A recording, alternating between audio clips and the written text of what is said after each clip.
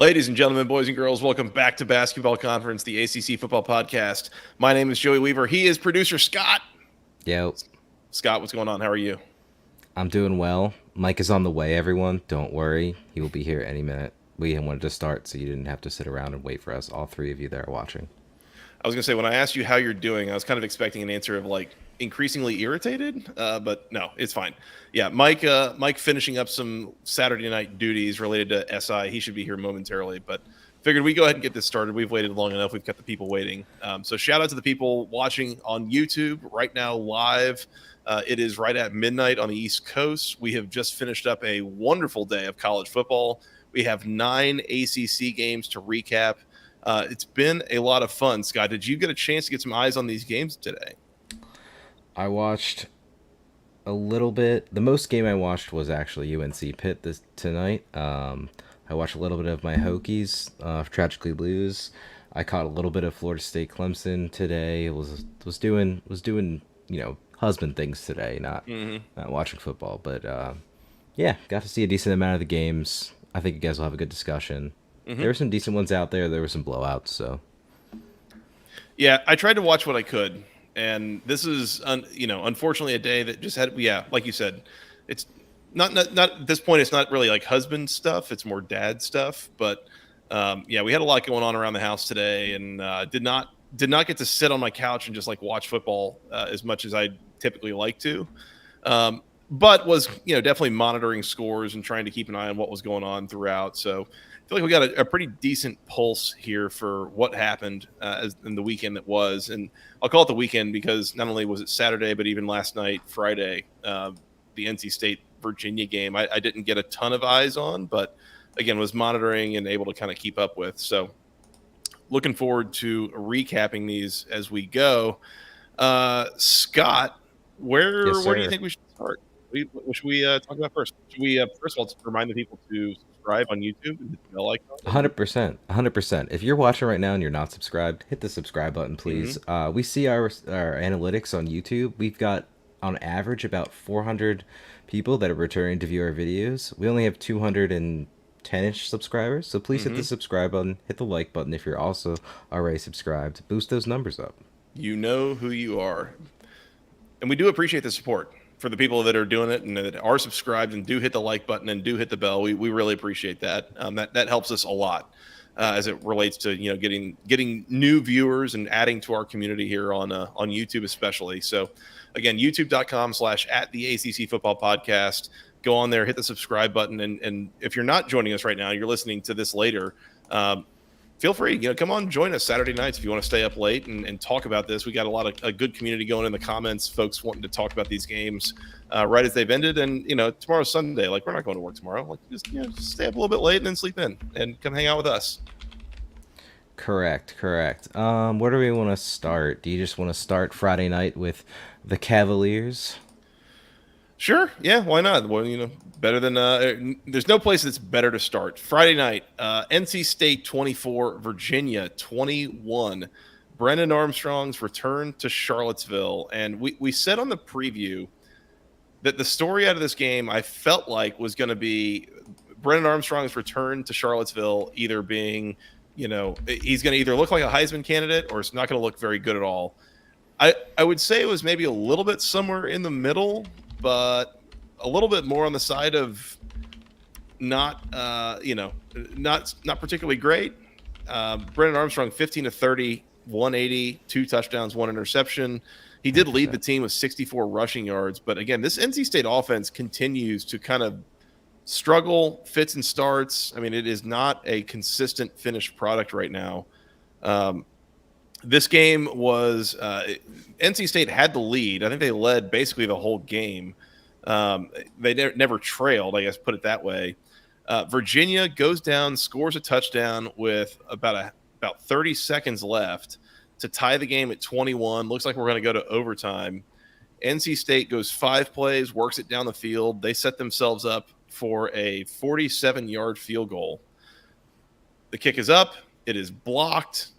And it looks like we're going to overtime. And then you realize that Virginia, the guy that blocked the kick for Virginia, did the whole jump the snapper thing in one of the most like egregiously obvious breaking of the rules situations. It was one of the easiest, most obvious 15-yard personal foul penalties that you're going to see.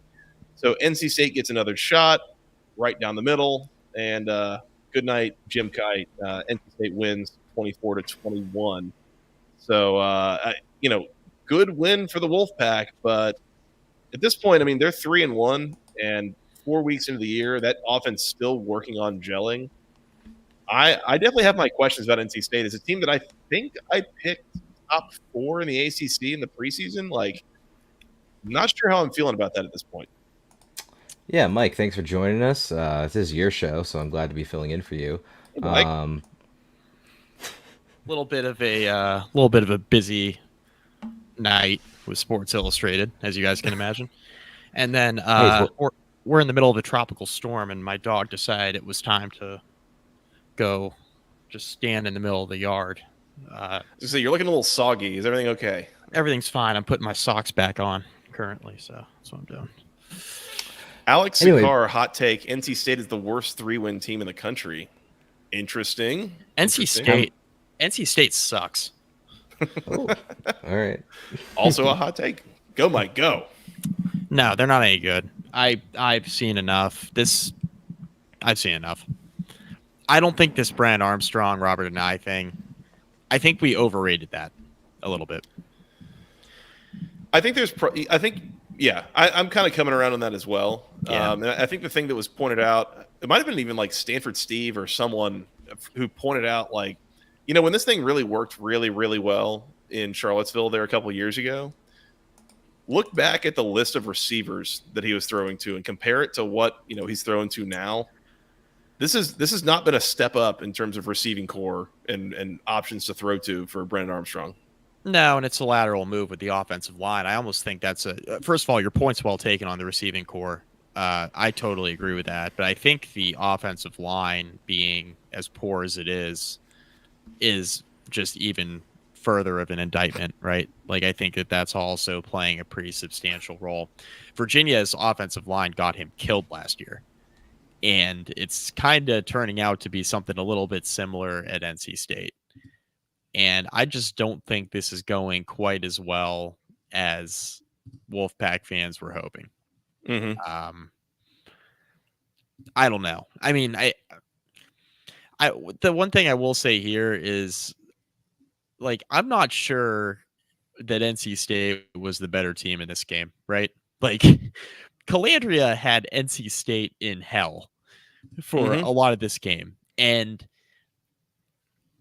I think NC State's defense is okay. But I think anytime they go up against a team that runs the ball, like, even just okay in spurts, they're in a lot of trouble. And Calandria caused a lot of issues for NC State outside of the pocket in this game. Mm-hmm. And it's not lost on me that NC State really hasn't won a lot of, like, meaningful games in the trenches. Like, they had that game against Notre Dame where they just got bludgeoned up front on both sides of the ball. UVA was trying to do a little bit of that in this game.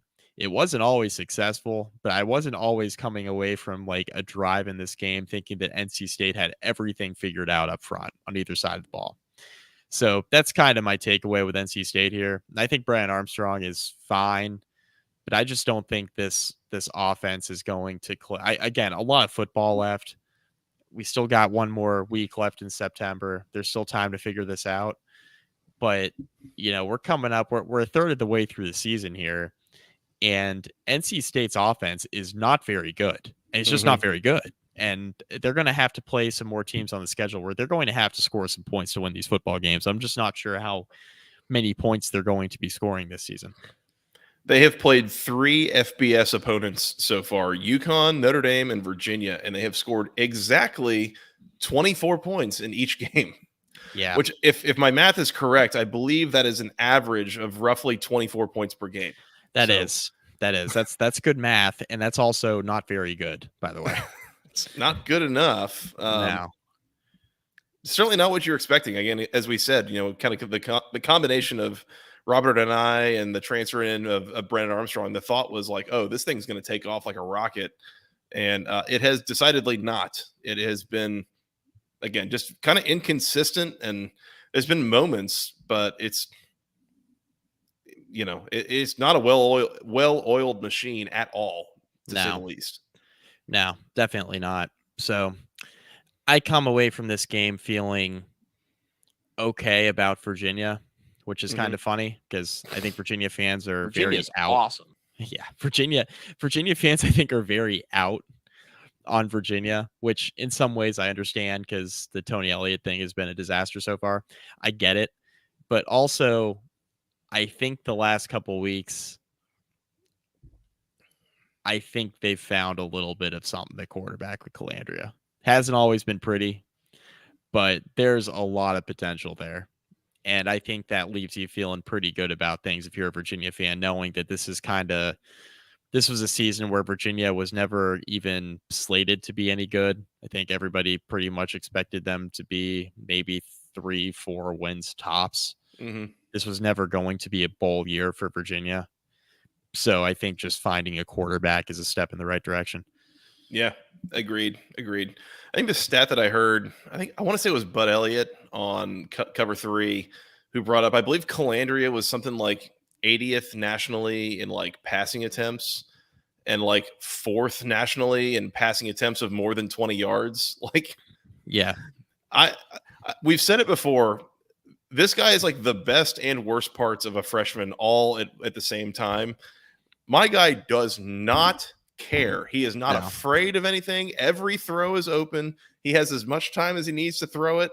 When he throws it, he's usually hucking that thing down the field and something exciting is going to happen. So what I'm saying is if you haven't yet watched a Virginia game with Anthony Calandria at quarterback, do yourself a favor and turn on the Cavs because stuff happens when they have the ball. And sometimes it's good for Virginia. Other times it's not. And that's okay. Yeah. It's fun and entertaining at the very least. They're at least entertaining, which is a step in the right direction, I would say, compared to a year ago. It was so bad last year. And I'm not saying Calandria is better than Brennan Armstrong because I don't believe that. But this offense has a pulse right now that it didn't necessarily have a lot of last year. So I understand it's 21 points. I don't want to overemphasize the fact that Virginia's offense is, anything less than far from a finished product. But I do think they have something at quarterback. Yep. Agreed. And like you said, it's not like it's particularly good, but I feel like I'm seeing a little bit of something there, like something's building, and it's a little bit better than it was.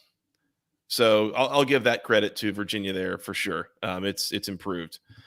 There was also a quote, Mike, and I got to go find this real quick. There was a quote from Dave Doran after this game. First of all, there's a little bit of a theme this week, I think, in college football of coaches cutting wrestling promos, and it's fantastic. I'm here for it. I was going to just slide this in. It's a bad night to be somebody in your mid 80s. Yeah, and they're giving plenty of content for the writers to go with too. Yeah, Ryan Day just was trying to go into a South Bend nursing home and beat the shit out of Lou Holtz. I was so confused. I had to listen back to that like 4 times. Like, first of all, who? Like, what did he say? He's like, oh, Lou Holtz. Like, did Lou Holtz say something? What on earth? I guess I must have missed something. Yeah, it wasn't too off base. I mean, Lou Holtz said that when Ryan Day teams lose, it's because they're not tough enough in the trenches, which checks notes is correct. Like, I mean, tough but fair. You mean Lou Holtz told the truth? Yeah. Anyway. Yeah. So the quote from Dave Doran after the game on Friday night said, and I'm just going to go through this whole thing because it's a really kind of a goldmine of a quote. What we did tonight, a bunch of guys had to play because of injuries. The second play of the game, Boykin goes down. All week in practice, Cecil Powell was our backup strong safety. Cecil went in and got hurt, so both strong safeties are hurt in the first quarter. Bishop Fitzgerald moves from free safety to strong safety. He didn't take a rep in practice all week at that position. That's what we were dealing with. Those are the things that were going on that you guys don't understand. We played really well into the circumstances of what we had. Davon Betty wasn't at practice all week because him and his fiance had a baby. Congratulations. So he missed all the practices this week. Beautiful baby girl. But that's going on. So this is real. There's real life stuff happening on this team. On offense, we lost a running back on the second to last day of the week. And then we got out there and all of a sudden Raphael gets hurt. Those things are real, and people want to bitch at play calling in this and that and the other. There's other stuff going on, man. We found a way to win on the road against an inspired football team. Shit, be happy we won. It's a good win. I'm excited to go home 3-1 and get ready to play Louisville. You know what? I'm glad Dave Doran mentioned all that because he reminded me that NC State is the only team in the country dealing with injuries and everything else. They're the only team in the country dealing with stuff. Yeah. So that was a good reminder. I'm glad he mentioned that. I am, for one, personally really impressed that they scored 24 points on offense, playing a backup strong safety on defense and, dealing with the birth of a child with I think a linebacker or something. So, yeah. Hey, good on you, NC State. Good job. Yeah, the whole birth of the child of a linebacker explains their blocking woes up front on offense. So, Mazel tov. Yeah, something that's been a theme now for 4 weeks. But yes, agree on all that. Sorry about the injuries, and congrats to your linebacker birthing a child with his fiance. Good for them. Best of luck. Mm-hmm. Trust me, you'll sleep more now that you had the child. I can. Yeah, that's the thing. Yeah, I mean, at least he'll be going to practice well rested. Mm-hmm. Mm-hmm. NC State 24, Virginia 21. Mike, where to? Florida State 31, Clemson 24 in overtime. I'm real pissed about this. I was gonna say, I texted you guys when this game was over. When I locked up Florida State minus the 2.5, this is exactly how I pictured this game going. Was Florida State basically never leading and then coming back and winning in overtime. That's why I locked it up, as I knew this is how it was going to go. Yeah, and stealing it at the end. Never lead. Yeah, like you mentioned, never leading. Clemson never trailing in regulation, and then finding a way to lose. I mean, this is real easy for me. I bet Clemson money line, and I was on the right side of that bet today, and I got totally screwed. So that's why I want to talk about this. Who did you get screwed by? I got screwed by Garrett Riley. Is who I got screwed by. You got screwed? Oh yeah. Buck stops with Dabo, but yes, Garrett Riley did his part. Yeah, I got screwed by Garrett Riley. Now, Garrett Riley called a really good game for most of it. Clemson looked good. I mean, this is the second straight week that Florida State got outplayed. Cade Klubnik looked good.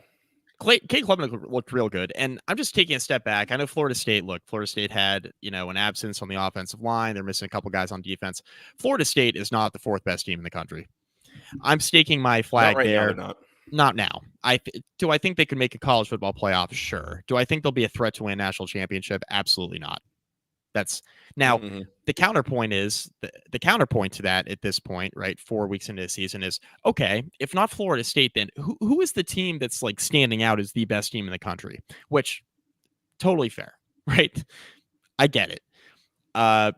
Washington just scored 45 points in the first half against Cal. They're on pace for 90 points tonight against a Pac-12 opponent, ACC opponent. Sorry. The Seminoles have looked just okay the last 2 weeks. They are skirting by. Obviously, they played a bit better today. Clemson's a better team than Boston College. They skirted by a better team today. But this is 2 consecutive weeks Florida State's been outplayed. I think they got some issues. They've had some issues defensively. Offensively, they're struggling. Win your clunkers. Mm-hmm. I get it. I am just. I don't want to mistake this for me thinking that Florida State's teams win, good. Great teams cover. I mean, Florida State did both. I mean, technically. I think this might be a take. This might be a little bit of a take. I think Florida State's got some fraud in them. There's a little whiff of fraud in the air. This is two straight weeks, man. Like, Florida State should not have won this game today. They're very fortunate they came out of this game with a win.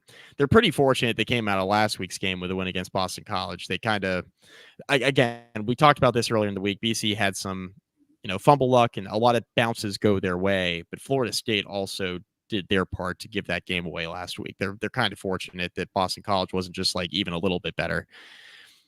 Clemson, I was really impressed with. Klubnik was real good.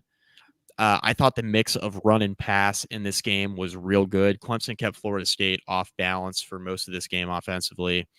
I thought Clemson made Florida State real uncomfortable. Jordan Travis was running for his life, and he made some big-time throws. Big-time throws in the second half and overtime. The throw to Keon Coleman to give Florida State the lead and eventually the win was one of his best throws of the season. Travis made some big-time plays when he needed to, but he was not comfortable back in the pocket. Clemson was winning the line of scrimmage for a good portion of this game. There was a lot of, it felt like Jordan Travis was trying to like get rid of the ball really quick on slower developing, like deep down the field kind of patterns, which like just doesn't work. Like it takes a while for stuff to develop, and he didn't have the little bit of time that he needed. Like he had defenders in his lap immediately, right? Yeah, no, definitely. And then really what it boils down to here is Clemson was the better team, I would say, for, what do you want to call it? 56 minutes? Am I giving them too much credit? 57 minutes? I'm 58 even. 58 I mean, it was like the final 2 minutes of the fourth quarter that like Clemson basically was in position to kick a game-winning field goal, and then got cute and messed around. And it was all, I don't know. Everything made total sense up until then. It was like, oh, Clemson's about to kick a field goal and win the game. And then stuff started happening. Like, yeah, Clemson was throwing the ball like late in regulation when they were in field goal range, when they should have just been running it. They kick a 29-yard field goal with a kicker they essentially brought in off the street earlier this week, a kicker that was on the roster last year as a backup. And then Clemson decided to start a freshman this year. They benched the freshman and bring the former backup kicker back, who was taking online classes in Charleston, South Carolina, before starting a job in New York City next month. By the way, don't ever let anybody tell you that college football is not the best sport on earth. Like, wait, what? He's like, yeah, Dabo this week said, yeah, I think I got his job mad at him. Like, what? Well, Coach, I'm taking online classes. It's okay. So is 2/3 of the team. Yeah, it's a very weird situation here. So, Jonathan Whites is the name of the kicker. He missed a 29-yard chip shot with not a lot of time left. This game ends up going to overtime. Clemson has already dicked around and done some weird offensive stuff at the end of regulation. They're now down 31-24 in overtime and tasked with third and about 1.5 yards. And after the field goal attempt at the end of regulation, Florida State had the ball because of what Clemson dicked around on offense. Florida State got the ball with about a minute and worked it down, and were kind of just on the edge of field goal range and couldn't quite get it there. Ended up going for it on fourth down, turned it over on downs. Didn't get it. Yep. Yeah. Clemson got back with some time with decent field position, and couldn't decide, if they were going to be able to line up. They got a decent pass off. They couldn't decide if they were going to be able to line up to spike it, and they couldn't get lined up. This game goes to overtime. Keon Coleman catches a 24-yard touchdown reception, thanks to a great pass from Jordan Travis. Clemson gets the ball back now, down 31-24. It's third and about 1 yard, and it was clear to me that Garrett Riley, the play he had called was an RPO, right? Where it's one of those plays where Klubnik at the line of scrimmage could decide if he was going to have this. It wasn't like an RPO, like pre-snap, it was RPO, right? Where Klubnik had the option to throw it wide out to the outside if he wanted to, outside the hash marks. He decided to do that. He took the snap and chucked it out to his left, and it didn't work out. They were stuffed short. bringing up a 4th and short, and you see Dabo screaming at Cade Klubnik. So a lot of people were killing Garrett Riley, which in some ways I get, because you presented Klubnik the opportunity to either, have this be a called running play or throw it to the outside. But I don't think that last play was on Garrett Riley as much as it was on Cade Klubnik. It wasn't like Dabo was blowing up at Garrett Riley. He was blowing up at Cade Klubnik for making the decision to throw it outside the numbers. He said we needed a yard. Like, that's what he was screaming at him. Just hand the ball off. Like, to Shipley. Just give it. Who Shipley, by the way, as Clemson advanced the ball, like, you start at the 25-yard line, Clemson had already picked up a first down on this drive thanks to a 10-yard run by Will Shipley. So it's not. Is he good? He's real good. Just hand him the ball. He's the most definitively good thing on the Clemson's offense. Like, on any given week, like he's the best. Yeah, I'm with you. The whole thing was just hand it off. You just need a yard, and this is, I think, between that and I think you also saw at the end of regulation, Clemson gets a playoff. They get the ball about to the 50. They were certainly in position to like throw a Hail Mary or something, try to have a shot. And Cade Klubnik did not have the wherewithal to like go up and clock the ball. Yeah. So that was where you had the freshman, not true freshman, I guess, sophomore, whatever, but like the inexperienced quarterback thing of he was like, well, what? You got to have situational awareness, man. Like there's certain things that you do at certain points of the game that you don't do in others. And yeah, this is another example of, dude, just hand it off. Yeah. Yeah. Just hand it off. And they didn't. And then the 4th down play just really wasn't even close. Like they it was a pass play out to the right side of the formation. It just didn't work out. Got tipped at the line of scrimmage and ended up like being an overthrow. That play just didn't work out. It was dead from the start. And Clemson loses. I was holding a Clemson money line ticket. I was sick. I just couldn't believe it. Clemson just really screwing around at the end of regulation and having the opportunity they had to not only kick a field goal, but like go down and just score a touchdown and really put this thing out of reach. And they just couldn't do it. This is kind of a choke job by Clemson a little bit. A little bit. Yep. This is a choke job by Clemson. I thought they were the better team for most of this game. I think Florida State's really fortunate to come out with a win. Yeah, man, I don't know. I think that, and I'm reading this Adam Parker comment, right? Because I think it's a good one. So this is one of those games where FSU is obviously not as good as we thought at this point, but also Clemson isn't as bad as we thought. At the end of the day, this is the hardest test FSU has had. And I agree with all that, right? I think there was definitely week one overreaction. I think Florida State looked so good against LSU that I think there was some overreaction there. And then Clemson looked so bad against Duke. I think there was a little bit of overreaction there, right? And Duke's hosting College Game Day next week. Notre Dame's coming to town. It's a huge game. Duke continues to roll. We'll talk about them in a bit. But, Clemson has 2 losses now.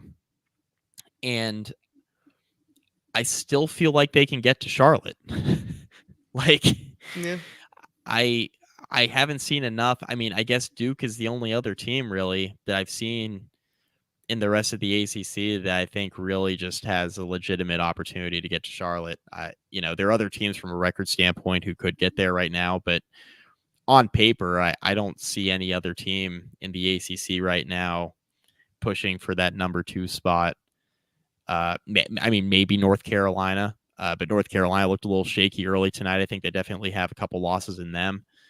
So it'll be interesting to see, but I think Clemson, they lose that game at the start. Now they have 1 conference loss. I think they can definitely still sneak their way into Charlotte and play for a conference title game and perhaps give Florida State another run here in a few months. But yeah, I don't really know what to make of Clemson at this point, because I'm not sure this is the version of the offense we're going to see every single week either.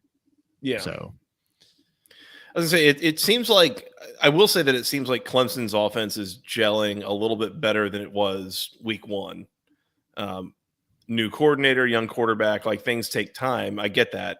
But it does seem like, the offense I saw today was definitely better than what I saw against Duke 3 weeks ago. And it was good last week too. It was good last week too, but we didn't know what to really make of it against Florida Atlantic, I was say, I'm not going to try to act like I watched a lot of the Clemson Charleston Southern game or the FAU game that Clemson played, but like I did see a couple of highlights where there were moments of like, Cade, what on God's green earth are you doing making that throw? Like, remember that the Charleston Southern game was basically like a 3-point game at halftime, I think, because Charleston Southern had 2 turnovers that they took back to like the 1-yard line. Klubnik threw one of the worst interceptions in the history of the program.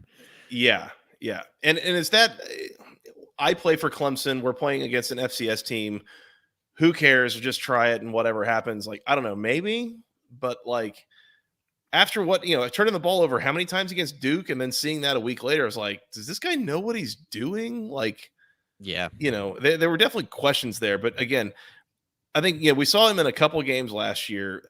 I thought the way that he played today against Florida State was like far and away the best I have seen Cade Klubnik play against like legit high-end competition. Agree. Can he do that week over week and keep that up? I think is a big question moving forward. I'm shaking my head no, because I think he's got a little bit of it. He's young still. He's young. So I want to take that with I want you guys to take this next statement with a grain of salt. He's got a little something going on between the ears. Right? There are some moments in the game where the lights are brightest where he seems to be a little bit asleep at the switch, for lack of a better term, right?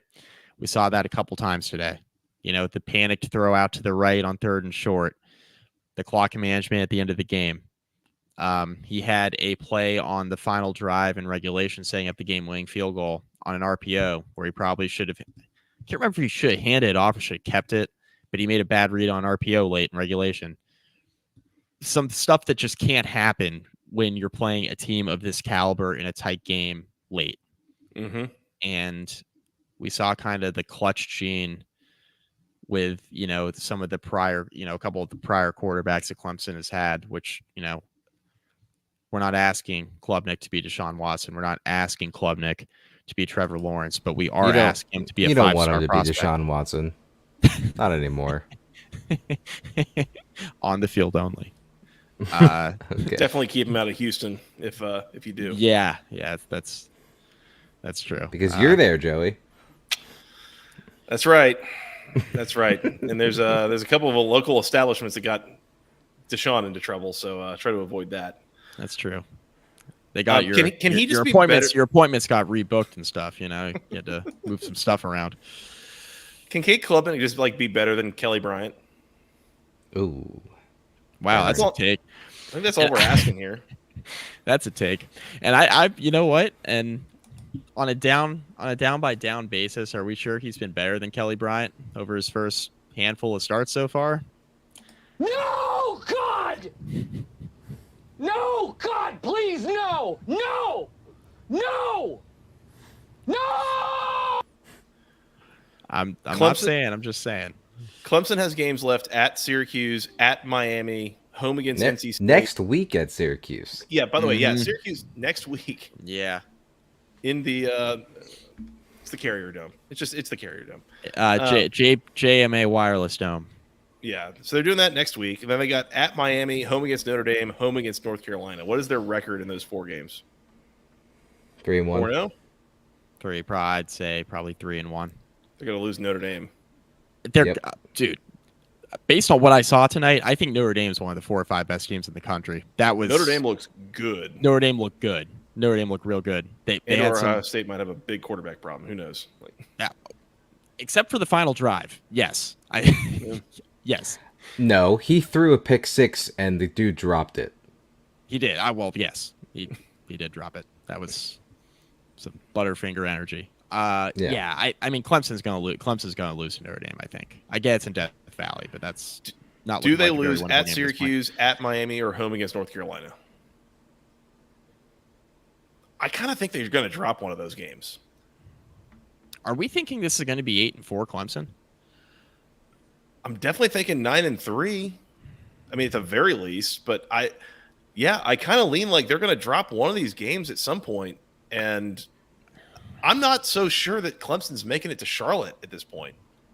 Well, 'Cause it's an uphill battle. They already have 2 conference losses. It's September 24th. You tell me Louisville's not going to go 7-1 in conference against their little patty cake schedule? Like, come on. Like, I mean, Clemson might well go 8-4 at this point. Like, lose to Notre Dame and lose one more conference game, go 5-3 in conference. They're not going to Charlotte. I mean, they got to win out. I mean, the Notre Dame game notwithstanding, like they have to. Clemson has to win out now to make it to conference Charlotte play. Yeah, in conference play, right? So this could be 4-loss Clemson. It would be one of the best on the table. It would be one of the best 4-loss teams I can remember. I mean, you said they were going 8-4 after they lost to Duke in week 1. I did have that take. You did give us that take, so I did. Yeah, I was traveling and I said, I can't wait. It's unfortunate I won't be able to get my Clemson's going 8-4 take off. So, yeah, I mean they're probably going to lose to Notre Dame, and then they're going to lose one of those 3 games. Man, I don't know.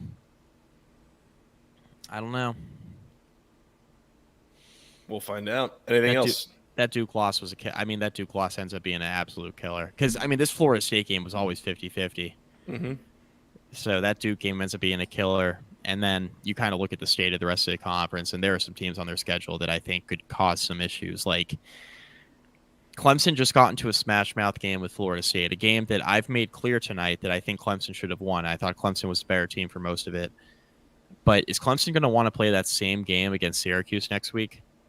Which seems like a really funny statement, but like Syracuse just wants to run downhill at you for 60 minutes, and Clemson is now just going to play that game at Syracuse. You sure?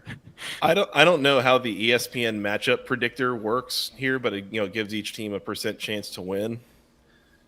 Do you know what the % chance to win that the matchup predictor gives Clemson next week is? 41. Mike? 65. Scott is way closer. Really? Matchup predictor is 43.7% for Clemson right now. I don't know if that's updated for today's games, or whatever, but like it's basically saying Syracuse should be favored next week against Clemson at home. I'm so interested to see the opening line. Okay, well, I want no part of picking that game, by the way. Oh, okay. Well, no. Let's play this part out though. When we get the opening lines tomorrow, who will be favored, Clemson or Syracuse? I'm checking now, Clemson. just in case it's out. I think it's got to be Clemson. Especially, we'll get to Syracuse here in a little bit. Before today, it was 9.5.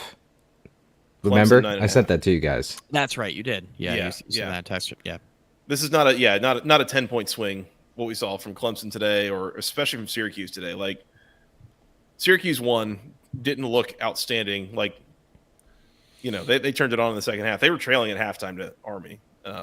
yeah. So I'm not going to say Syracuse is favored. I think Clemson is maybe close to a touchdown, I would say. Yeah. But I have serious concerns of like, can you get up for a road trip to Syracuse? Yeah, that's where I'm at. After this game, that's where I'm at. They should win. They should. But I don't know. All the teams in the ACC that Clemson has historically struggled with, like somehow Syracuse always seems to give Clemson real issues. So in any case, we'll get there. Yeah. We can move on. We spent like 20 minutes on that game, but I was just real frustrated. I mean, that was the game of the day, and it lived up to all the hype, I thought, personally. Yeah, I think so too. Florida State 31, Clemson 24 in overtime. Where to, Mike? Marshall 24, Virginia Tech 17. Virginia Tech is the worst team in the ACC. Yeah. Not a great situation in Blacksburg right now. I just have a couple quick thoughts. Like I'm just not gonna spend a lot of time on this.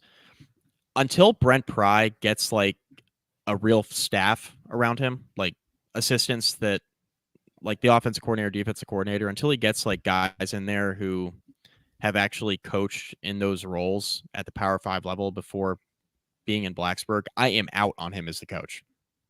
I'm now out on Brent Pry until he does some things with the staff. I'm out. I think Virginia. There's a non-zero chance Virginia Tech goes 1-11. Lose out from here. Yeah. I mean, show me the wins. Who else are they going to Boston beat? College. Go look at the Boston schedule. College. Who are they going to beat? Boston College sucks, but like Thomas Castellanos is going to cause Virginia Tech some issues. 100%. Assuming these quarterbacks are healthy, by the way, right? Castellanos is going to definitely cause some issues.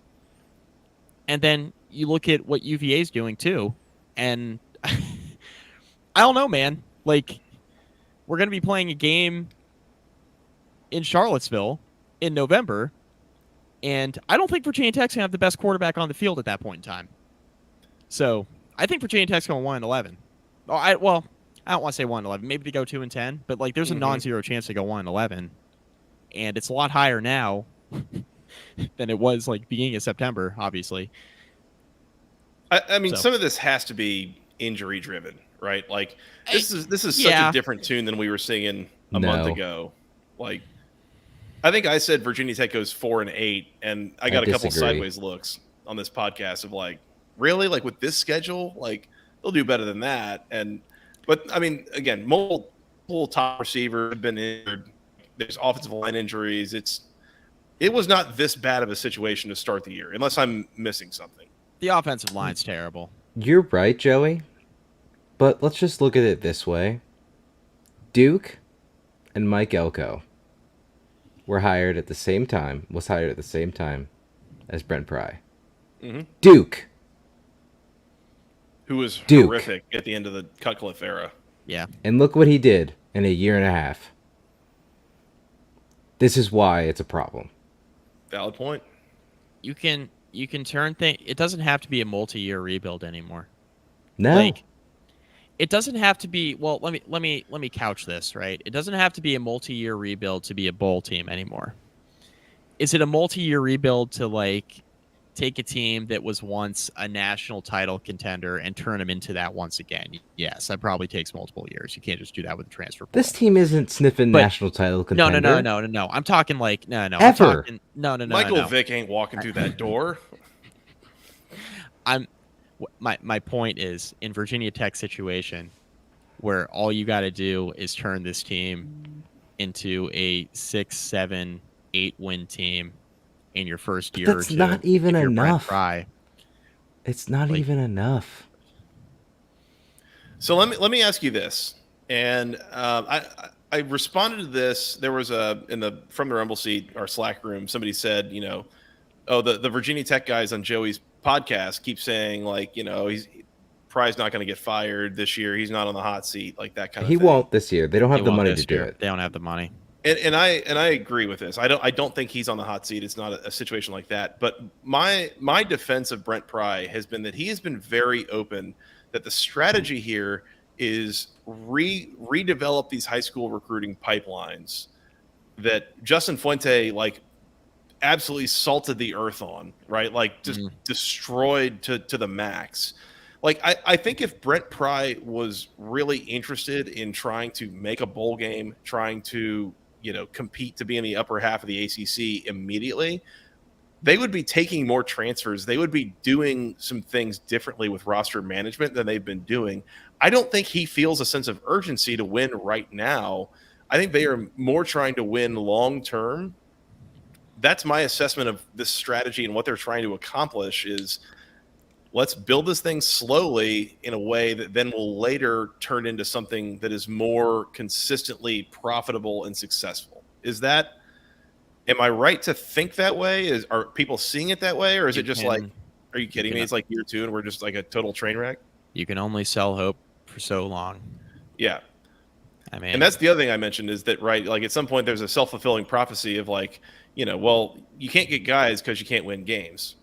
But you can't win games if you don't get guys. So like, and Virginia Tech losing by multiple scores to Rutgers and losing and being down multiple scores against Marshall and essentially like making the final score look better than like how the game played out.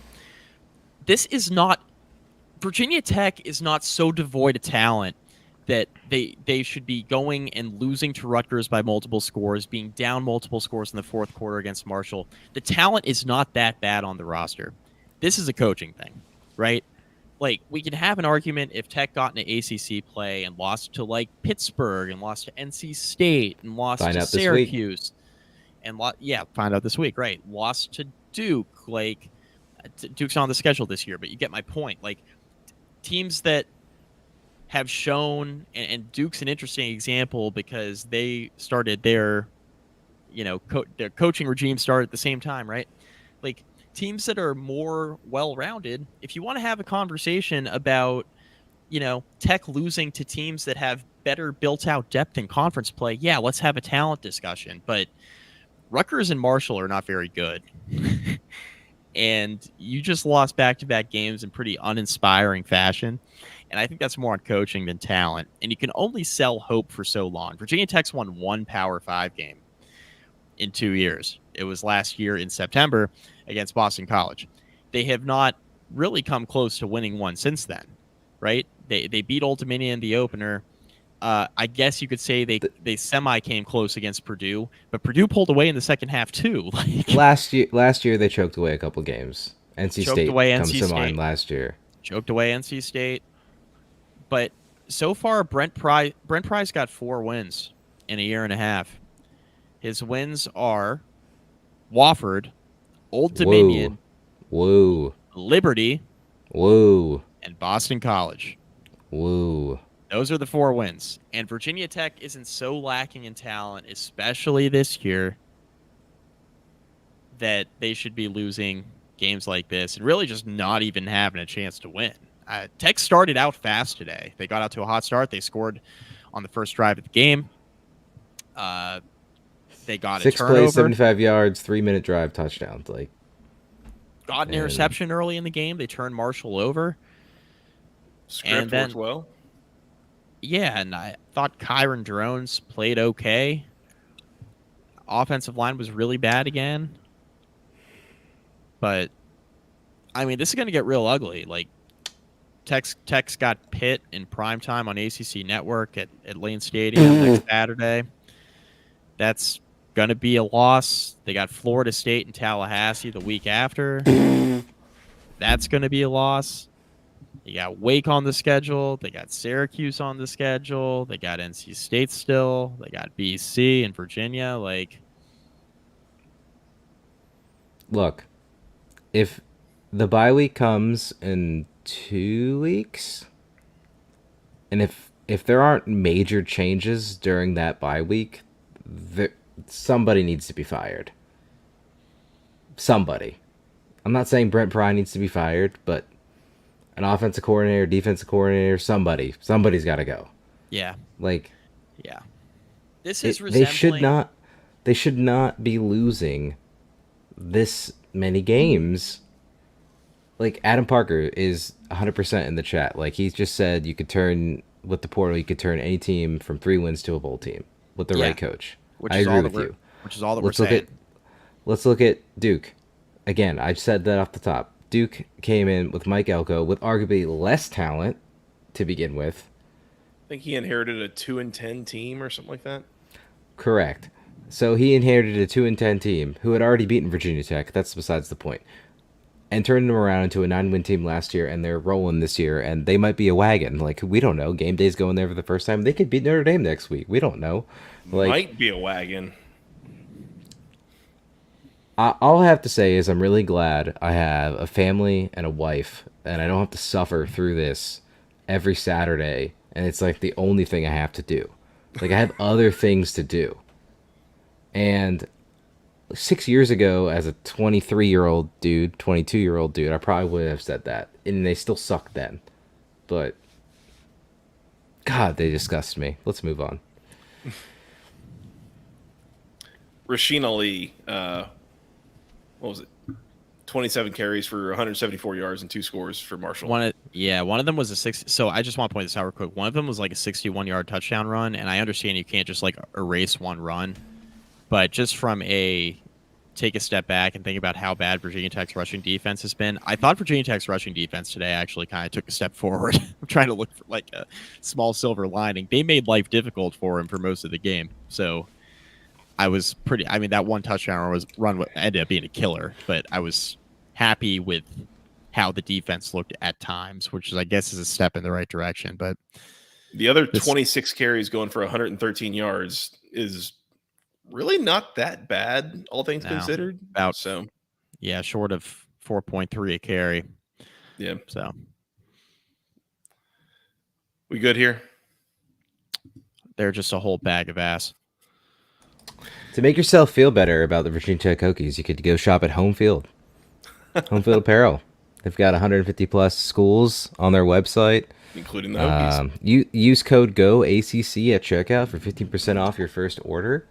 I'm not wearing my Home Field right now because it is dirty, but if you go check out the Home Field site, they released a game package for Florida State Clemson today. They release game packages every week this season. So go check out Home Field Apparel. The link is in the description on YouTube and on audio. Just click the link. Help us out. Use code GOACC at checkout. 50% off your first order. Bang. Every school in the ACC. If you're trying Except to support Stanford. your team, except Stanford. Yeah.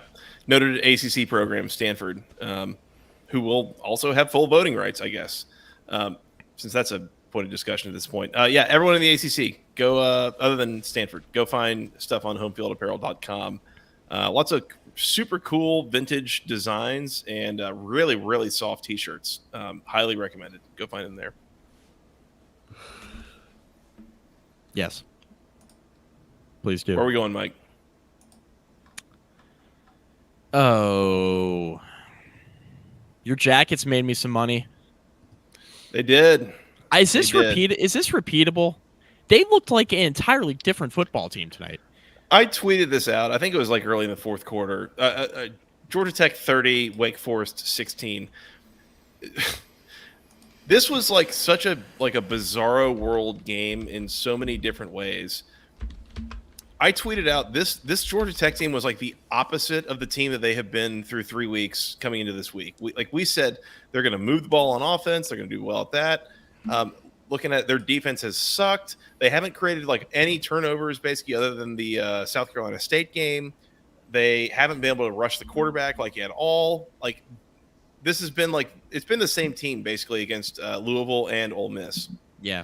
And then tonight we're struggling to move the ball.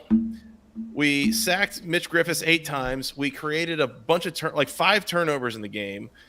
The least penalized team in the country. They came in with 5 penalties through 3 games. They were penalized like 14 times for like 130 yards or something, which when something like that happens, like a super non-penalized team gets penalized 14 times for like 130 yards, you know, there's like an alarm bell that goes off of does that make sense? But anyways, yeah. Just a really bizarre game here in the way that it played out. Good win for Georgia Tech. Still very much like an incomplete team. I thought that, you know, I think they sacked Mitch Griffiths 8 times. They created 3 interceptions. I think at least 4 of those 8 sacks were Mitch Griffiths, get rid of the ball, dude. Yeah. Like, again, the whole like thinking you've just got until kingdom come to throw it. Like, no. Like, get rid of the ball. Yeah. Instead, he gets sacked a bunch of times. A couple interceptions that were, you know, varying levels of his fault or not. Georgia Tech only created 10 points off those 5 turnovers, if I'm not mistaken. The 5th turnover was with 5 seconds left in the game. So, you know, 10 points off 4 turnovers, really. I think some of that speaks to Georgia Tech continues to struggle to finish drives. A number of drives that get into the red zone and then, you know, turn into a missed field goal or a turnover or something like that. You know, it's not been the most smooth process, basically, for the Jackets getting into the end zone. But at the end of the day, I continue to be impressed with Haynes King. I thought he looked really good. He looks competent, confident. I don't know. Good win for Georgia Tech is all I can say. Wake Forest, I think this is a weird measuring stick game, right? Because we said that of the 3 FBS teams that Georgia Tech has played, this is probably the least intimidating one so far. Mm-hmm. And meanwhile, Georgia Tech was the most intimidating team that Wake Forest has played yet. I felt like both fan bases spent more or less the whole game pissed off at something or other. Like the Tech fan base pissed off at the refs, pissed off at some of the I don't know, miscues. Dave Clawson was like on a rampage on the sideline, basically like the whole game. It seemed like, I don't know. This is a kind of a weird game, and it really felt like Wake Forest was about to come back and tie the game and send it to overtime. And instead, another interception happened, and like 4 plays later, Georgia Tech scores the put-away touchdown late. So, I don't know. Good win for the Jackets. Super weird game. I think Wake should just run the football more. I know they're used to throwing it a ton, but I think your theory of Mitch Griffiths being a Jag is pretty correct. Mm-hmm. He kind of exemplified that against a Georgia Tech defense that I still think is pretty bad. Like Justice Ellison averaged almost 8 yards per carry tonight, and they just kind of went away from that. And I get like game script contributes to that. Georgia Tech jumps out to a lead. You feel like you have to throw the ball more, but like at some point you just have to stop throwing the football with your quarterback who continuously turns it over. Like this is just hand the ball off to your really good running back that Georgia Tech can't stop. And Wake Forest just refused to do it. I don't know, Griffiths had a 27-yard carry in this game, and the other 19 carries resulted in 16 yards. Now that includes the 8 sacks, but it's a lot of running the ball. Like running the ball with Justice Ellison worked really well, and they only did it 18 times. Yeah, and like come on, man. Not sure why. Yeah, I mean he's averaging 7.6 a carry, and you just. I think you're going to be looking back at the tape and you're going to be like, man, why didn't we give him the ball more? Mm-hmm. Mm-hmm. Which I thought is how Ohio State was going to look at the Marvin Harrison situation tonight, potentially, but ended up working out fine. Yeah. And Dennis, Georgia Tech has graduated out of the bottom of the conference, still need to learn how to win, but are in that middle tier. I completely agree with the need to learn how to win comment. That is spot on. Like, absolutely they do. How are we feeling about that last part? Because, like, maybe we revisit this in a couple of weeks, right? Like, are we sure? I don't know, man. I mean, I do go back to, like, I remember, I think the very first team preview that we did in the preseason was with Connor O'Neill. Mm-hmm. And I kind of remember him talking through the Wake schedule and mentioning the Georgia Tech game. Mm-hmm. And the tone was very like dismissive. It was like, well, that's like a walkthrough, whatever. I was like, is it? Yeah. Because, the way you've talked about this Wake team, there's some questions there. And I've been pretty adamant. Like, I think Tech might be better than some people think they're going to be. Like, I don't think they're going to win the ACC or anything close. Like, they might threaten to make a bowl game, and those wins got to come from somewhere. So there's that. Yeah, I mean, I don't know. The toughest game on Georgia Tech schedules next week. I cannot wait to preview it. Man, our Falcons got smoked today. And I have to assume it was a look-ahead spot. That's what Leffler's telling the media,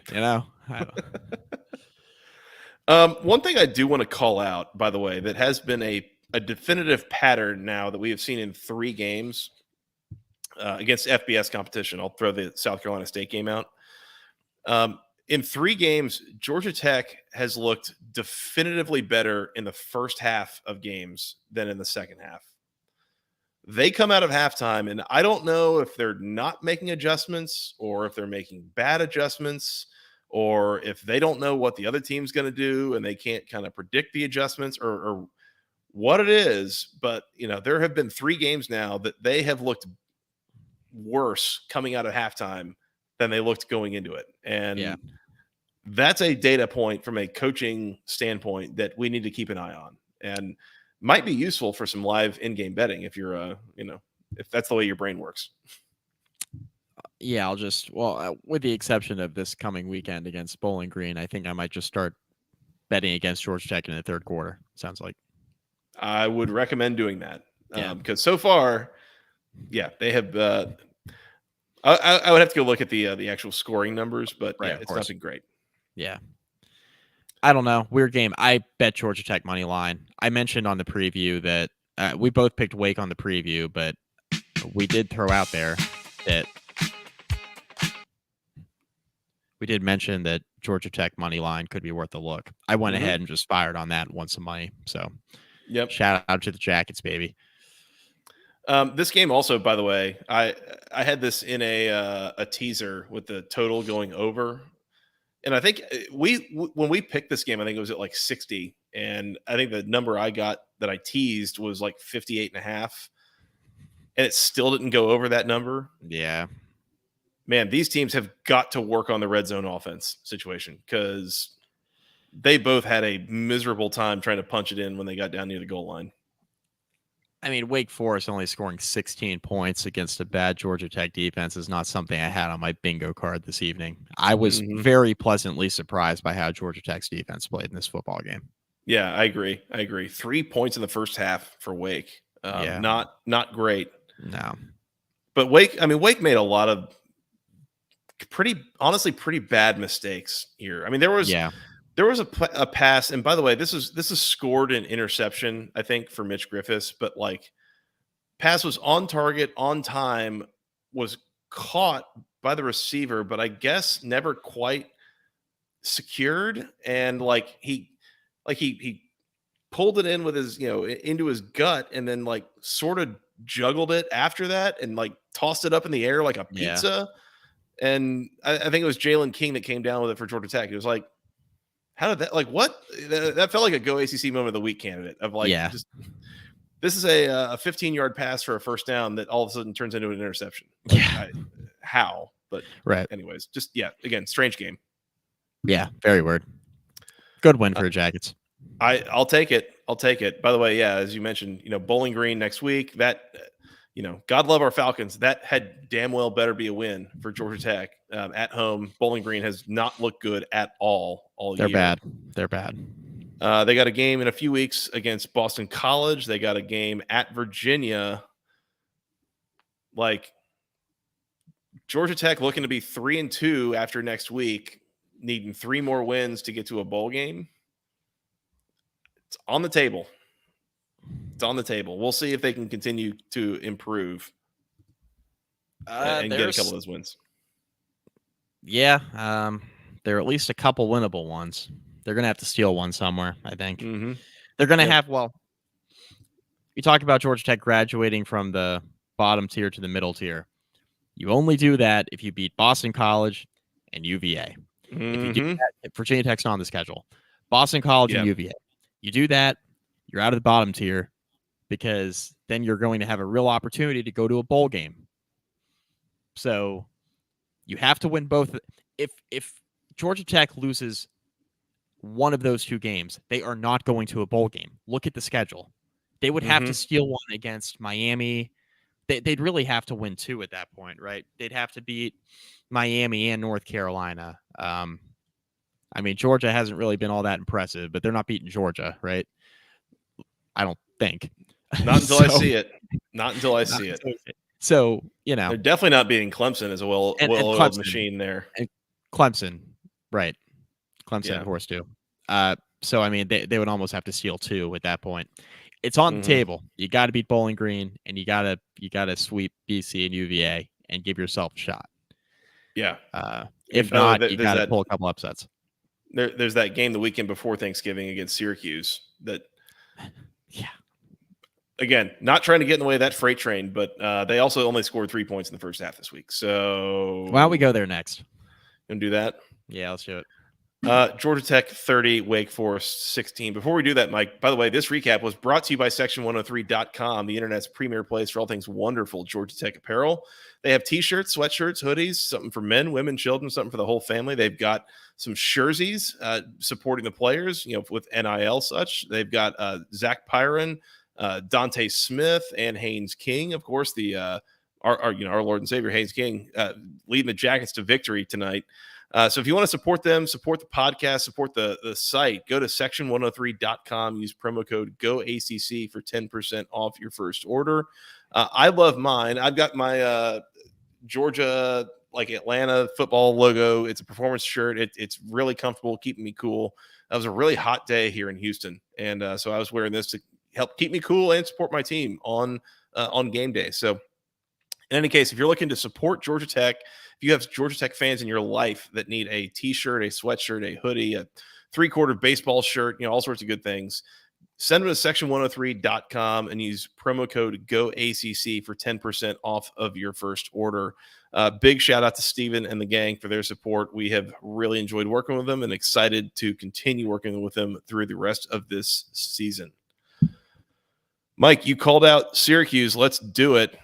Syracuse 29, Army 16. A game that sounds like it was a comfortable win for Syracuse. Not quite. This was 10-3 at halftime for Army. And if my math is correct, I believe Army held the ball for like 23 minutes of the first half. Syracuse, I think, only ran like 17 offensive plays in the first half. Like, full on just sit on the ball situation for Army. Syracuse comes out from halftime and gets some points on the board and ends up putting this thing away, but it was a pretty sleepy early first half performance for the Orange here. Good teams win. Somewhat okay teams push. Thank you, Syracuse, for letting me cash my parlay. Did we pick this at 13.5? We did. Damn it, we Syracuse. did, and you guys lost because of that. Damn that it. stings. But nothing will be worse than me betting the under on Purdue, Wisconsin on Friday night. If you know, you know. Okay. Syracuse had to score 20. The most disgusting of beats. We're running Philly special up 3 touchdowns with 3 minutes left because the card says go for 2. Because the card says go for 2. Because Mike McDaniel in Spotsylvania, Virginia, is holding an under 54.5 ticket. So we gotta go for 2, says Luke Fickle. Because God doesn't love Mike McDaniel. Yeah. Yeah. Oh man. Oh man. So, anyways, Syracuse almost covered here.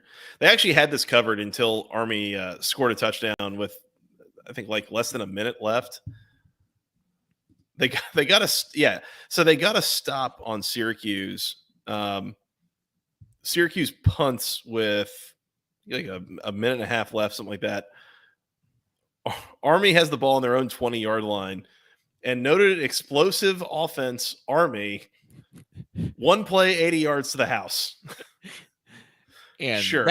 Now I'm sad. I didn't even know that. I'm now upset now. What the hell? They went for 2 and didn't get it. Yeah. That is why your bet pushed, Scott. I was happier knowing it pushed rather than know it that way. Yeah. I wasn't even sure Army was going to get the ball back. And then they did, and one play later, we got to push. Noted explosive play Army screwing up their SP+. We taking anything from Syracuse in this game? Not really. They started poorly and then scored like basically the equivalent of 4 touchdowns. I know that's not exactly how it went, but they scored 26 unanswered points here. Mm-hmm. It's fine. Like, it's fine. They got away without running Garrett Schrader too much in this game. 10 rushing attempts, including 2 sacks. So that's the thing that I'm wanting to monitor. Is especially when the game plan last week against Purdue, Schrader had 26 rushing attempts or something like that. Like, and we say this about like quarterbacks in particular. Like, you can't let him take too many hits, like that kind of thing. But at some point, is he just like a running back who can throw? Like, there's nothing objectively wrong with him running the ball 15, 20 times a game. I guess. I don't know. That Syracuse Army time of possession difference in the first half was something. Yes, that is correct. Mm-hmm. It was something. There's a reason why Syracuse only scored 3 first half points. It wasn't just poor offensive execution. It was the fact that Army just decided they were going to keep the ball away from noted explosive offense Syracuse. Which Army I mean, had 2 drives the first half of more than 9 minutes. look, in Army's defense, Syracuse scored 26 unanswered in the second half, so maybe it was the right decision to keep it out of Syracuse's hands, right? Mm-hmm. So That's the classic Service Academy game plan, right? Is shorten the game, limit the possessions, and come what may. with a spread passing attack, which is what Army's trying to do now. Very weird. Mm-hmm. Mm-hmm. I mean, this is not kinda the option uncomfortable. offense. This is not the option offense of old. They threw 21 passes in this game.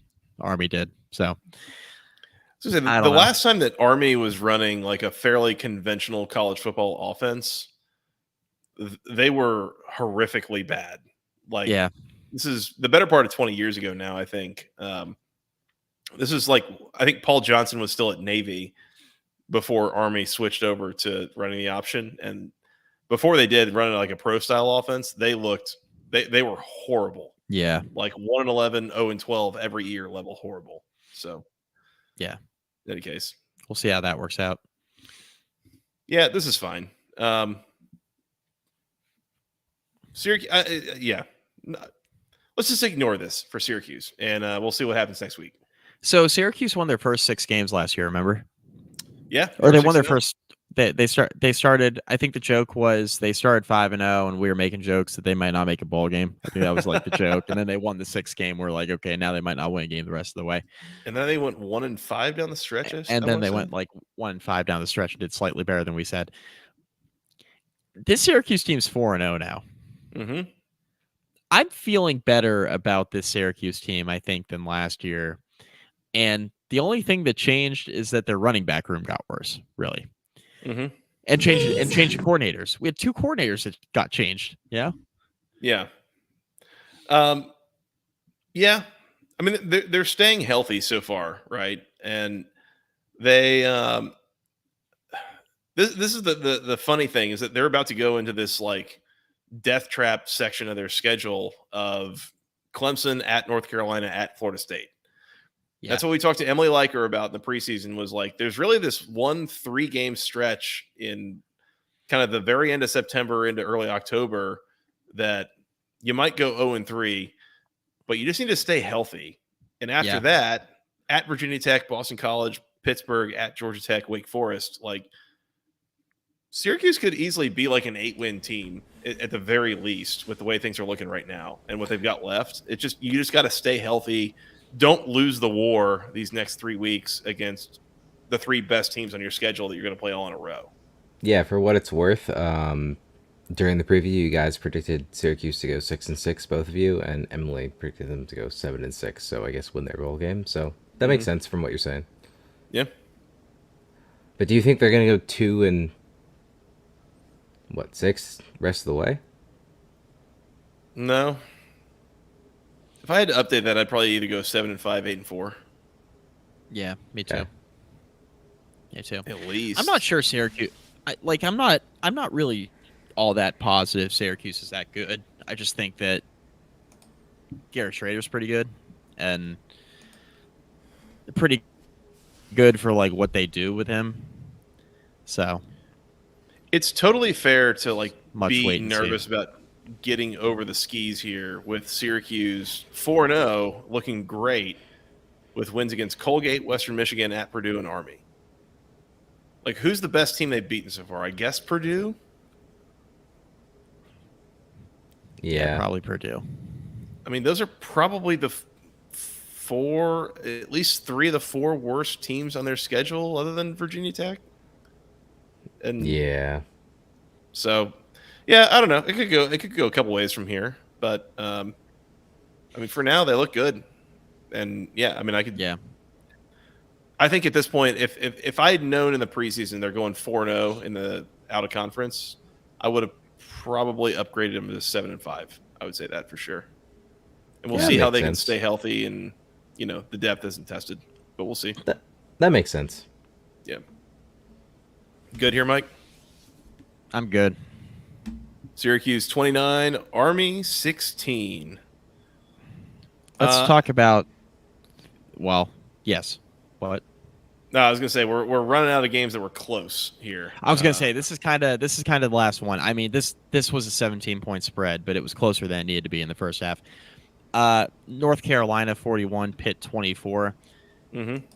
This was a slow start for the Tar Heels. Pittsburgh was kind of uglying it up early on, and then Carolina got some separation, and that's basically what went down here. I think Carolina's good. I think Pitt is bad. That my overall takeaway, like walking away from this game, is pretty much my opinion of both teams hasn't really changed. I guess let's put it that way. Yeah.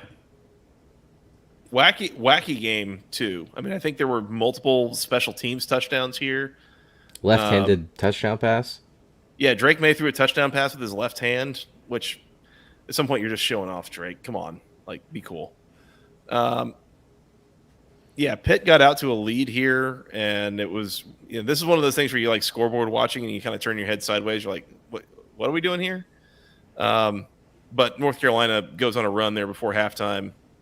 Scores an offensive touchdown, forces a punt, runs back a punt for a touchdown, gets the ball back one more time, scores another touchdown, and it goes from basically 14-7 Pitt to 28-17 North Carolina at halftime. Yeah. And at that point, Pitt kind of struggled to really make it any closer. Phil Dracovic did go out of this game. I think it was in the middle of Pitt's last drive before halftime.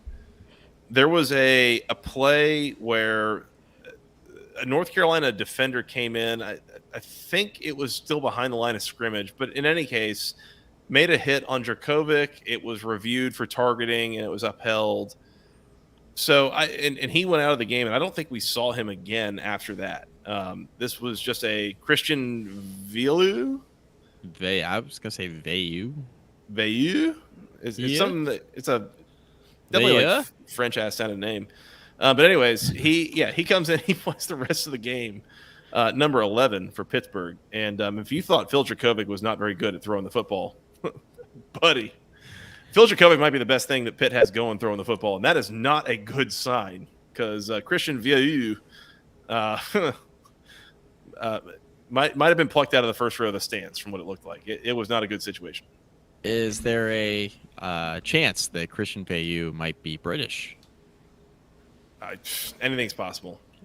Queen Elizabeth II Memorial You Died Award goes to Christian Vieux. 7 of 18 for 85 yards and 2 picks when Phil Dracovic left the game. So we're giving out an award there. That was like an alley-oop. That was one of those you throw off the backboard to yourself and then you dunk it home. LeBron's done that a few times in his career. It was one of those. Mm-hmm. God love him. The GOAT. Something. Yeah, let's stir that pot. We're not that kind of podcast. Stirring the pot, baby. Yeah. It is basketball conference. It is. Very true. Tough but fair. Very true. He is Canadian. There you go. That is a bummer. Well, in that case... Well, that's what happens. He's trying to play by Canadian rules. Like, in that That's case... it's only good in lacrosse. In that case, Parliament is ashamed. Yeah. I don't know. The Queen. The Queen. Long live the Queen. Pitt,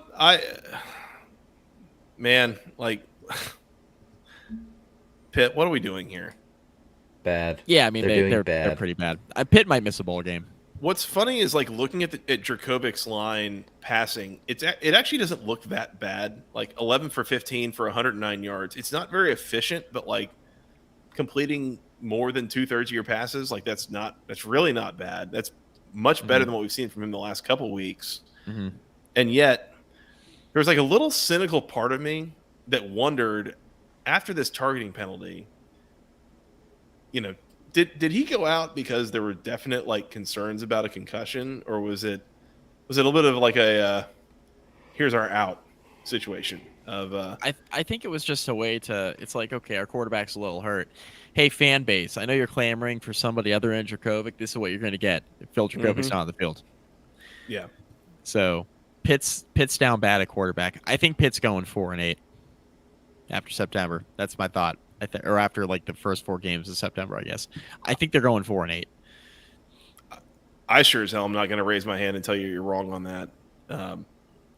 I mean, I look at this and yeah, I mean, they've got 7 more ACC games left and a road trip to Notre Dame. Like, it would be, and I think we said this on the preview, and if not, at the very least in the text thread, I think Scott texted us saying, like, hey, by the way, Pitt's up 14-7 on North Carolina in the second quarter.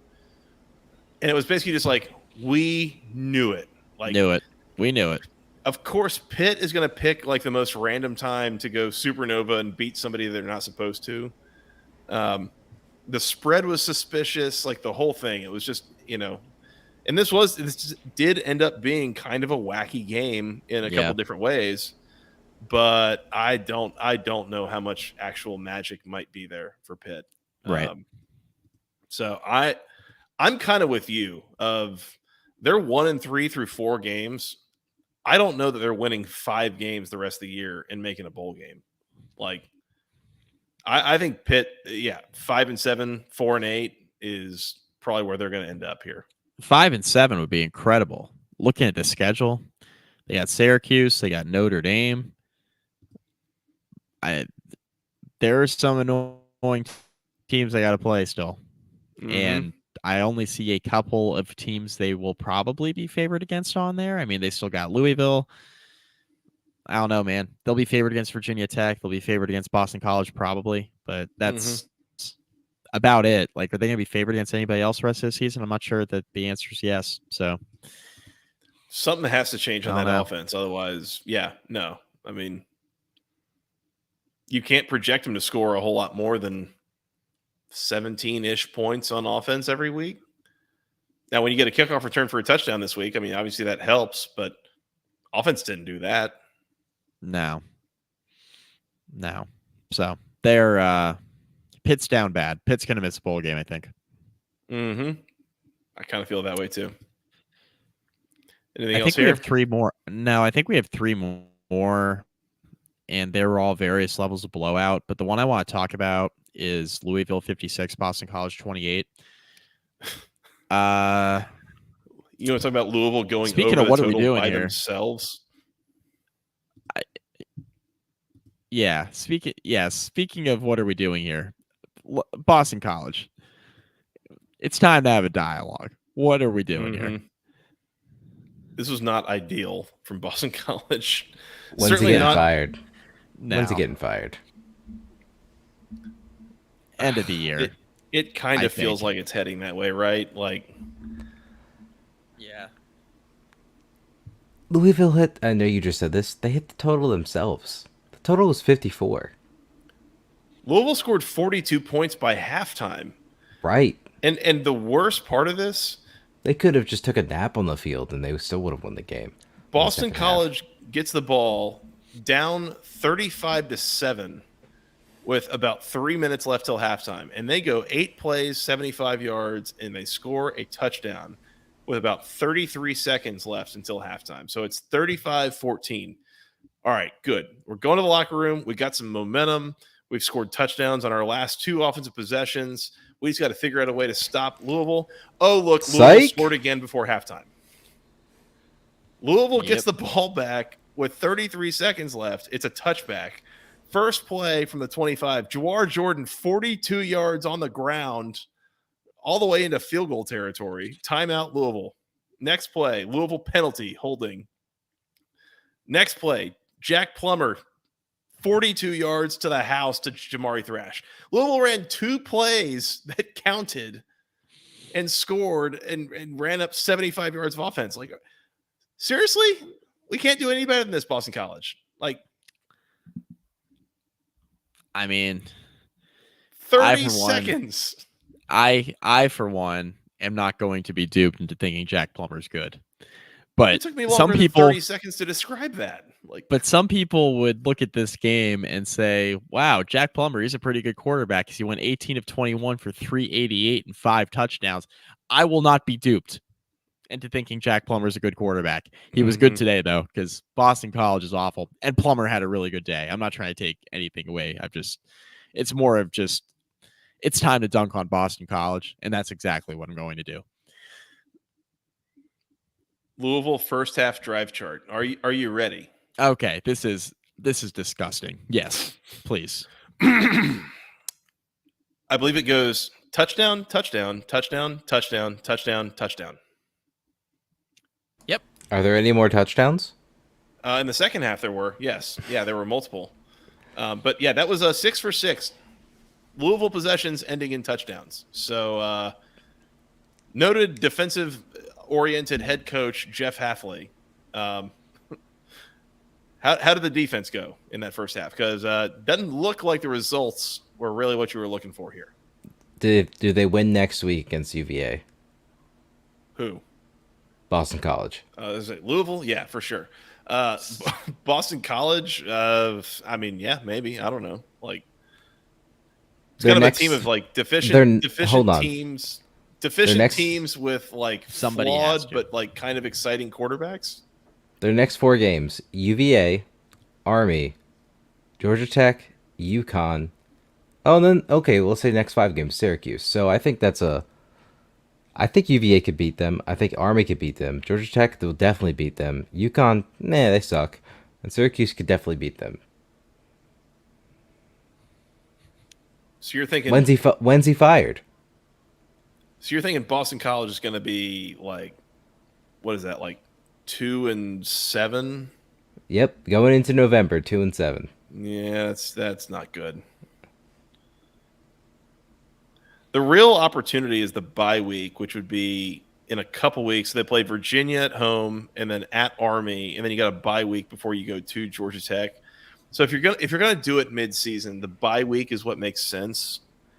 I just don't know that Boston College has the urgency to fire a guy mid-season like that. Like, if they lose the next 2 games, I think they will.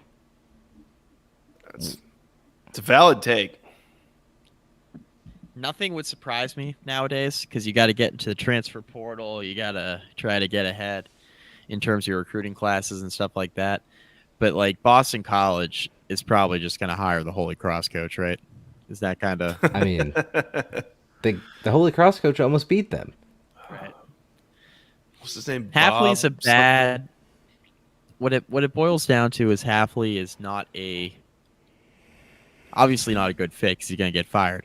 But like from a regionality standpoint, you had no ties really to Chestnut Hill. This is a weird. Mm-hmm. I mean, it was kind of a weird fit. Yeah, and I remember, I was skeptical when he was hired, mostly because it was like, well, he was the defensive coordinator for Ohio State, and they were a really good defense this year, and like they got way better than the year before. And it's like, so he stepped in and took like one of the most talented defenses in the country and made him functional. Like, does that make him a good coach? Or I don't know. Like, I wasn't fully sold on the idea to begin with, and then they were really pretty good in 2020. It was like, oh, they're onto something here. And it's been a slow downhill trajectory since then. So I'm personally just excited for the return of Steve Adazio, a la Greg Schiano. Mm-hmm. Yeah. Yeah, that's fair. That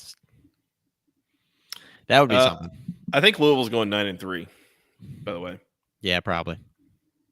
They're probably going to lose at home to Notre Dame. I'll probably pick Duke to beat them at home, but that is at home. And I'll probably pick them to lose at Miami based on what we know there. Yeah. But I will be picking Louisville to go on the road and win in Raleigh on Friday. They will win in Pittsburgh a couple weeks later. They will beat Virginia Tech and Virginia and Kentucky all at home. So I think Louisville's going 9-3 at this point. Seems reasonable. Mm-hmm. Flawed team, but that schedule is very forgiving. So, bag of ass. I was gonna say it probably got worse when we realized that Duke is actually like legit good. So, Duke 41, UConn 7. By the way. Yeah, Duke just walked up and smoked UConn.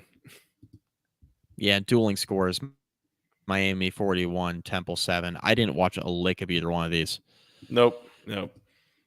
I checked the score when they were like both mid-second quarter, and it's like, oh yeah, both of them taking care of business. No further questions. We're good. Yeah. So You guys let us know if we missed anything pertinent from those games. But Tyler Van Dyke, 11 touchdown passes now. He had 10 all last season. So I say that's an improvement. 4 games all took. Mm-hmm. Yeah. Good performances here from Miami and from Duke. I mean, Duke up 27-0 at halftime. I mean, that's pretty dominant. We knew that UConn. We mentioned this on the preview that UConn would just did not have it on offense, losing their quarterback. I think a week or so ago, after he had played against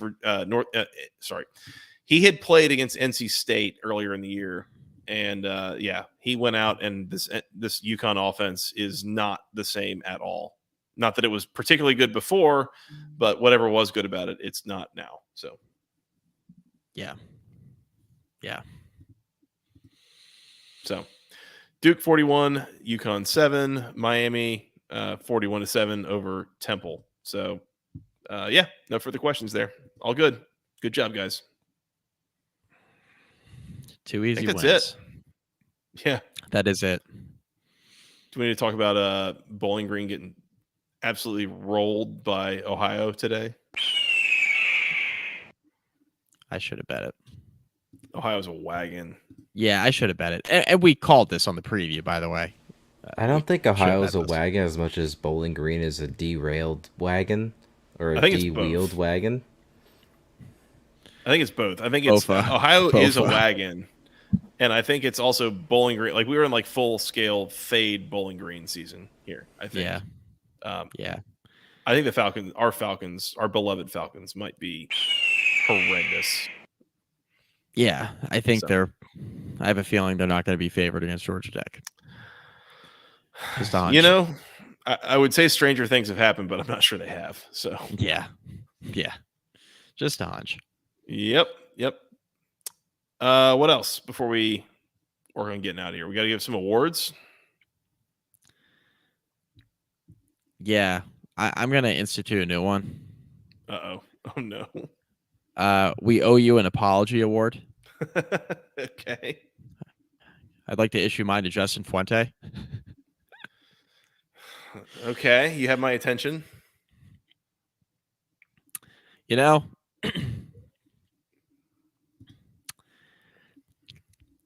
a non-zero chance there's a non-zero chance he's not the worst coach that Virginia Tech's ever had. Wow, that's high praise. Says a lot about Brett Pry and his staff, I'll tell you that. Mike less than fired up about the Hokies right now. What's the pretty cool, pretty damn cool, the Steve Ballmer clapping his hands. That's my thought about Brent Pry, recruiting the state of Virginia and then subsequently just not beating anybody they play. Pretty cool, pretty damn cool. Helping us or hurting us? Yeah. Are you going to help us or are you going to hurt us? Buddy, you're doing plenty of the hurting yourself. All right. On a completely unrelated note, I do want to point out that I believe that the best recruiting class that Jeff Collins had was after his first season at Georgia Tech, and the recruiting classes slowly degraded from there. I don't know why I felt compelled to bring this up at this moment. But that's an interesting. You know what? Totally unrelated. That's right. It just came to me. I don't know why. That's weird. Yeah, a very odd thought to have that was not related whatsoever. I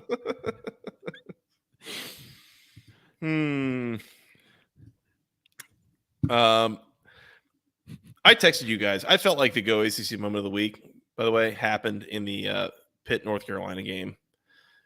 And I felt like it was early in the fourth quarter. And North Carolina had a situation where they were backed up on their own end of the field. They had 4th and 10 at their own 22-yard line. So it's like a touchback situation. But they're going to punt. They're up 41-24. Snap the ball. Punter's going to do a little bit of a rugby-style kick. Runs over. Swings his leg. Kicks it. Punt is blocked. Yes. Now, Mike, when you picture a punt being blocked, how does a punt get blocked? Guy reaches his hands up in the air. That's correct. Gets a finger on it, maybe even like knocks it down, something like that. Right. Obviously blocks the punt. Nope, not this one. This one, the punt went straight into a Pitt player's helmet.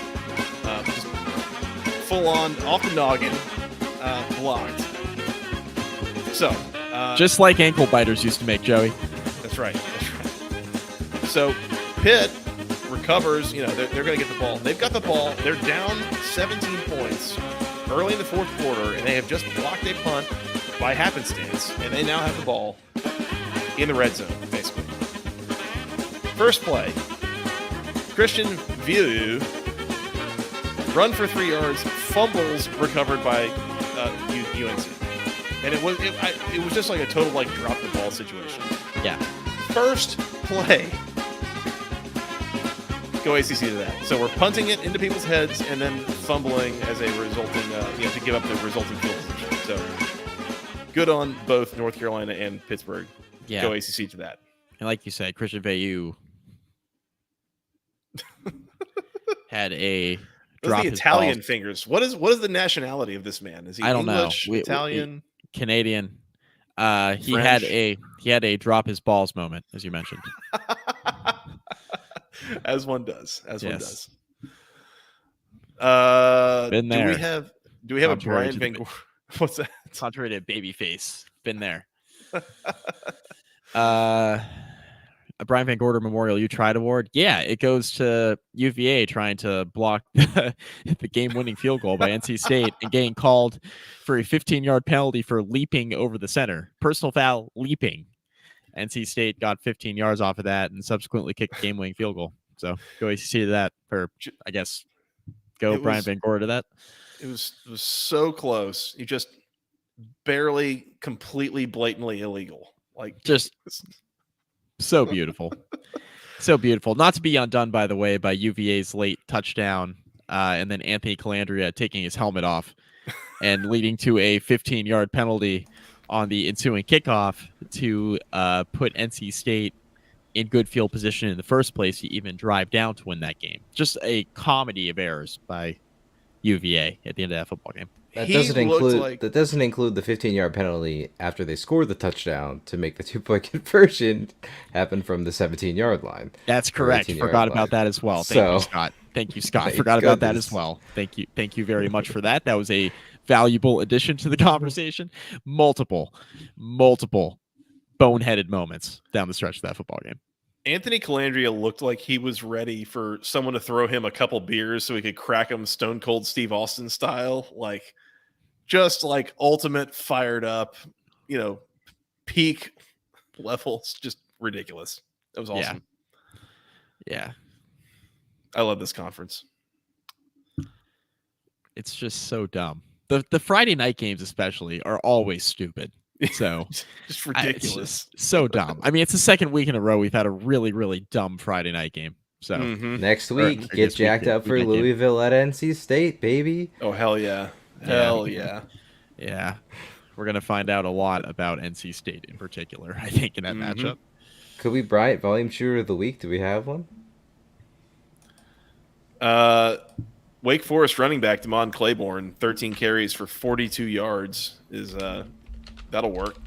Oh, gross. I would say Mitch Griffiths 20 carries for 43 yards, but that includes 8 sacks, so it's a little bit skewed. Mitch Griffiths' passing stats were so ass too. 16 of 30 for 162 yards. Yeah, that's 5.4 per attempt, and that's not ideal. My wife's calling my cell phone. Please hold. Ruh-roh. You're in trouble. I don't know. We will accept any other answers that are offered here. I somehow pulled up the Louisville Boston College box score as if a 56-28 game is going to have a single Kobe Bryant Memorial Volume Shooter of the Week award candidate, which just no way. My kid just peed through his pajamas, and he's now Oh, awake boy. screaming. So I will see you guys on the preview. Perfect way to wrap up week 4. Yes. Come find us on He's Twitter. not. He's not the only one. Let me just sneak this in before I go get the sleep sack and get him situated. He is not the only one who pissed through his stuff in week 4. Thank you. Pissed down his leg. All right. Bye, Mike. See you Tuesday. I think that's our cue, Scott. We should probably get out of here. That's fine. We'll end this podcast the way we started it without Mike here. Just fine. All right. In the meantime, you can find us on Twitter. I'm at FTRS Joey. He's at Mike McDaniel SI. Together at BC Podcast ACC. Go find producer Scott at Severus Snipes on Twitter. Severus_Snipes for what that's worth. If you want to go find all of Scott's tweets, go do that. All of my tweets are just liking or retweeting the podcast tweets now. So there you go. The second channel for finding the podcast. We're on iTunes, we're on Spotify, all the good places you find your podcast. We're on YouTube, youtube.com/@the-ACC-football-podcast. Like, subscribe, find all the podcasts there. Definitely subscribe. Hit the subscribe button. Hit the bell button.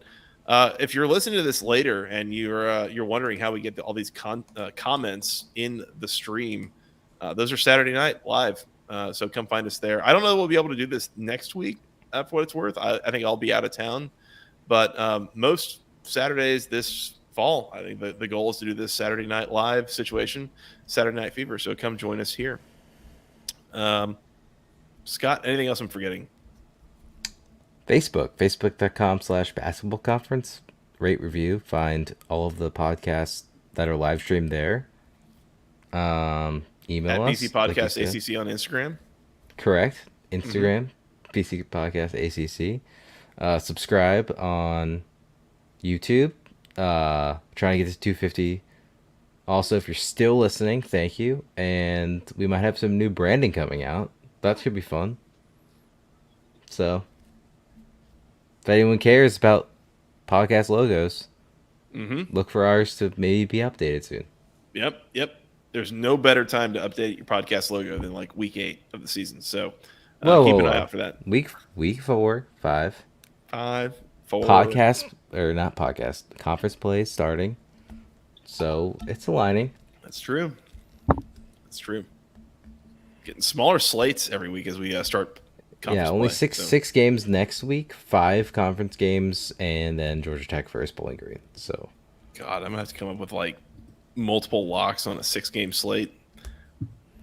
That'll be an adventure. Show up to find out what to fade. We'll say that. Tune in Thursday or Friday, folks. We'll be back. We'll be back. On that note, for Mr. Mike McDaniel, Mr. Producer Scott, I am Joey Weaver. We will talk to you again very, very soon when we preview Week 5 in the ACC, another really good week. So keep it tuned here. Until then, go ACC.